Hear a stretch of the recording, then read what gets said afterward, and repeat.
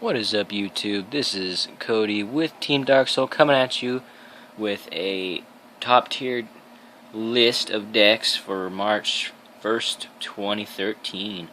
This is something I do every format, or try to at least, so this is my top 10 list, and I'm going to start with number 10, and I will explain my reasonings.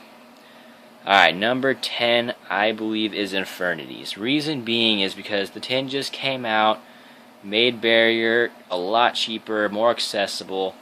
This guy's not too expensive, and the rest of the deck's not that expensive either. Infernities, they can stall out. They are top deck decks, and they are just pretty insane once they get their combos off. So I can see this deck as maybe I don't know what tier I'd put it at, but it's in my top 10 list at number 10, so yeah. Alright, moving on to number 9. Number 9, I would have to say, is Gladiator Beasts. There are a few different variants to it. The original variant with Test Tigers, then there's the variant where you can use Phantom of... Horror of the Phantom Beast, there you go.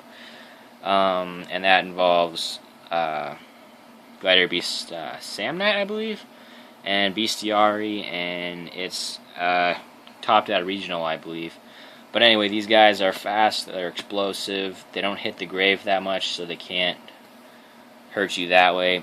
And Gladiator Beast, Bestiari, he's a back row destroyer. He's great. He's a monster remover.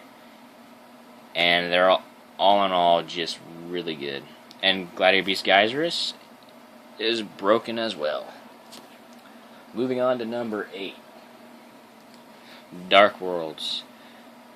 Dark Worlds didn't really get touched this format, and I believe they can survive without Sangan in the deck, and I believe they did anyway. Not to mention, since another Solemn Warning has been taken out of the equation, they don't have that back row to worry about. All they have to worry about is one warning, judgments, and just bottomlesses and stuff. Other than that, getting him out, he's usually going to stay out, which that's pretty much key for Dark Worlds. Alright, so this is number 7. The reason I put these guys in front of Dark Worlds is because I believe they're faster and they run heavy back row. These guys, half the deck is traps and then spells, and they can still search out for like their gadgets and stuff. By the way, this is gadgets, gadget OTK and stuff. The reason being also is because you can spam level 4 like Exceeds real easily. Him, for example, and if you open up with Ultimate Offering and a gadget, you can push for game with Shockmasters, Gear Giganexes, and much more. Alright, so number 6 on the list, I would have to say, is Chaos Dragons. Reason being, they didn't get hit as much either. Like I said about Dark Worlds, they don't have to worry about warnings. And plus, a Chaos Engine is always popular every format. Someone always comes up with something new, which is always nice and interesting, and it always tops. I don't remember if Chaos Dragons recently topped or not, but I do know they're always a deck that everyone does not like to play against. So I will move on from there. So, put at 5 are Windups. The reason why I put Windups in the middle at number 5 is because I believe they still have potential.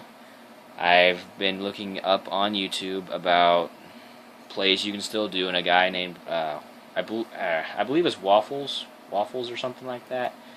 He posted up a video on how to do another OTK with just one magician, and I think that is kind of funny because Konami for the past couple formats keeps just hating on windups, but they can't just seem to get rid of them. I mean, someone can always find a combo or a one-turn kill with just windups.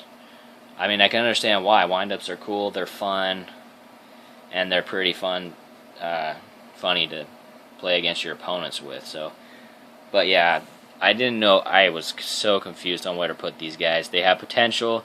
They keep getting hit, so I put them at 5 because they're still good and they're still playable too, which is interesting. Alright, next on the list, number 4, is Prophecies, because with the release of the Tower and the new combos that they've been coming out with, they are getting better and better, and I believe that they are going to continue to get better with the next set, and that's why they're at 4, because High Priestess, she's just evil, and they're coming out with support cards more and more for them, so I believe with those odds that they're going to get better, and the ban list doesn't touch them at all. So yeah, that is my number 4. Number 3, I regret not having rescue rabbits, so I'm just going to go with something that you can accommodate to them, not something that actually helps them that much, but you get my point. Anyway, my third choice is rabbits, because they are versatile. You can play macro rabbit, you can play normal rabbit, you can play control with rabbit.